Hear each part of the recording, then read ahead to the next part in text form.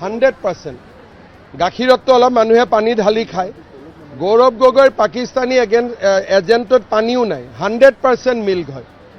মানে 100% মই যি কৈছোঁ পাক্কা কথা কৈছোঁ। আৰু কালি দেৱব্ৰত শইকীয়াই গৌৰৱ গগৈক কৈছে যে কেছ কৰি দিয়ক। কেছ কৰিলেতো ময়ো ভালে পাওঁ, কেছ কৰক মোৰ ওপৰত, কিন্তু নকৰিলেও জুবিন গাৰ্গৰ চাৰ্জশ্বিট দিয়াৰ পিছতে গৌৰৱ গগৈ কাণ্ড আমি মুকলি কৰি দিম। 10 ছেপ্টেম্বৰৰ পৰা অলপ সময় লৈছোঁ বুলি ধৰি লওক। 10 ছেপ্টেম্বৰত নহয়, 10 জানুৱাৰীত দিলোঁ। তাৰ পৰাতো কোনো পৰিৱৰ্তনটো একো নহয়। মই ক'লোঁ যে 10 ছেপ্টেম্বৰত দিম, নিদিলোঁ। 10 নৱেম্বৰত দিলোঁ। তাৰ পৰা কি ক্ষতি হ'ব পাৰে?